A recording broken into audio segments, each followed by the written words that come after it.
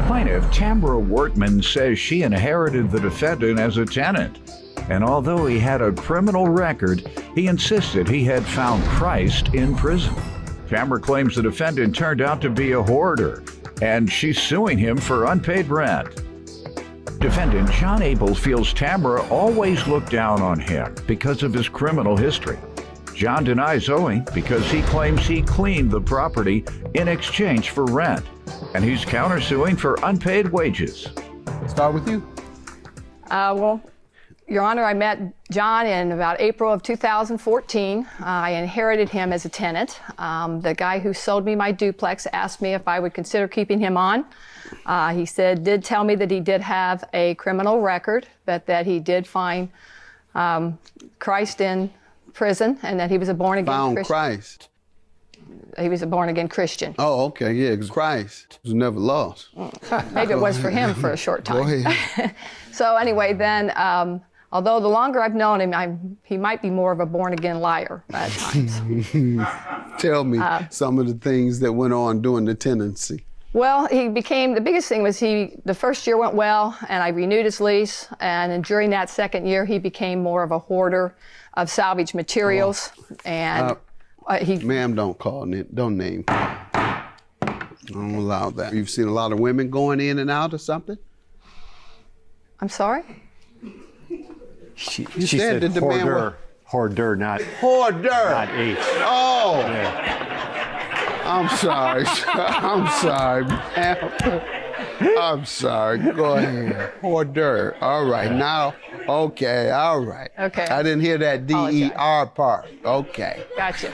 Okay. Go ahead, ma'am. So he became a hoarder. That's correct. Got it. Yes, collecting salvage materials of defunct cars, lawnmowers, motorcycle parts, and so forth. And then I tried to get him to stop that, and in June of this year, I asked him to leave because I also had a complaint from one of the neighbors about the backyard, and then there was also a bit of a mention that they were concerned. What did he say when you asked him to leave? Did he leave? He always said that I would. He always said I would leave. If you want me to leave, let me know. And when did he leave?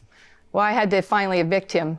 When? 3 months down the road. All right. Did you have And he has not. a judgment there? I do. Okay. Sir, let me hear from you. My name's John Abel. It was my understanding that as long as I kept curb appeal, none of my scrap was visible from the street, that it was okay. It was kind of a certain area she had mapped out that was okay. Okay. And what has your tenancy been like with the landlord? It's been rocky, but How so? I wasn't aware that I was on the out list until I was, I guess.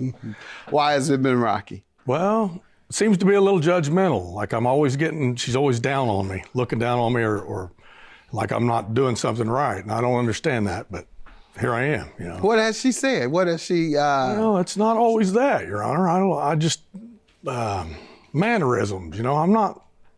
I don't judge anybody. I don't want judged. No, but what is it that you think she's looking down upon you about? Possibly because of my criminal history, my past. Has she said something like that? Or are you saying her mannerisms indicate that? Yes. Because her mannerisms, based on what I've heard, is that she knew you had a criminal record. And that certainly doesn't account for anyone who looks down on someone with a criminal record. You're saying that she thinks she's better than you? Is that what you... Yes, Your And you Honor. get that impression? Yes. Based on her mannerisms? Yes.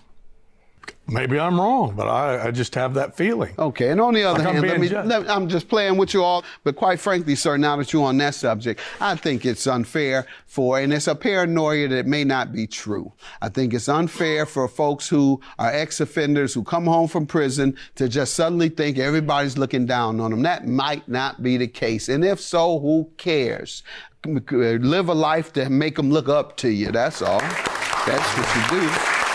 Regardless of how she lived it.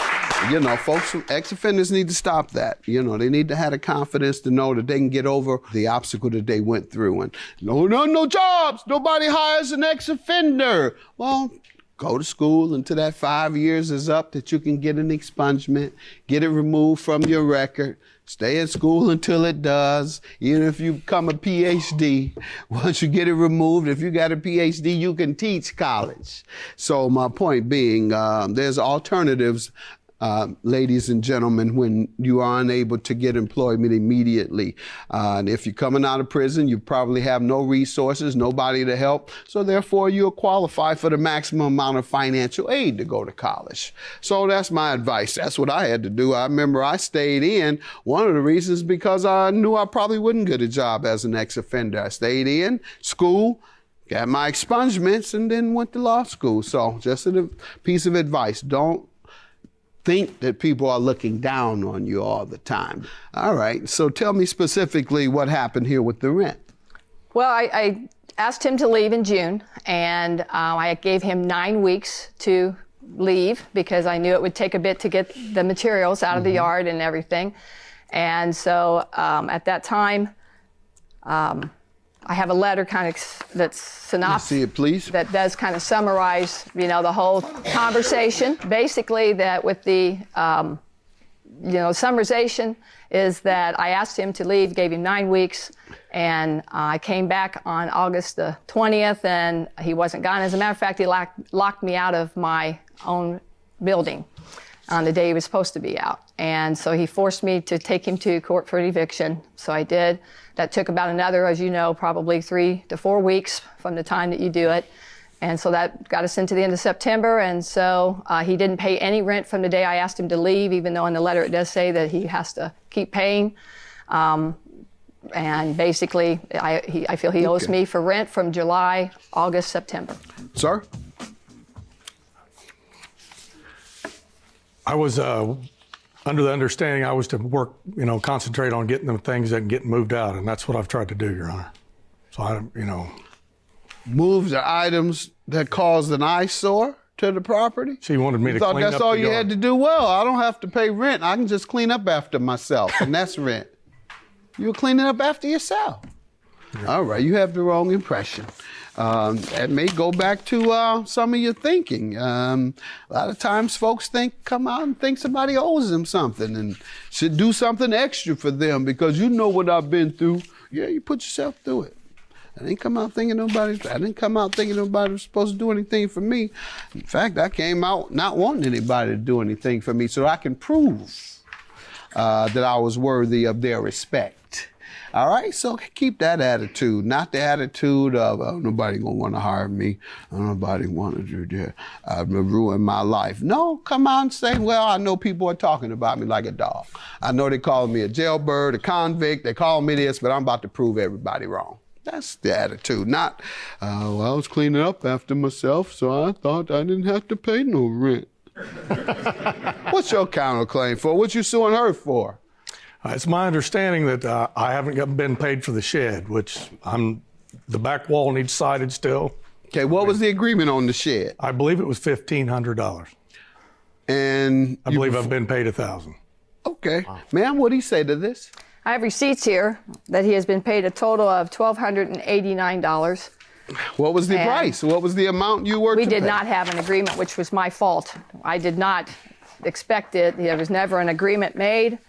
And it was kind of pieced together, and here are pictures of it being incomplete still to this day. And all right, sir. 2 years ago. She says she's about to show me some pictures of showing that it is incomplete. And I don't know what I'm looking at, but I'm going to take your word. It's a siding.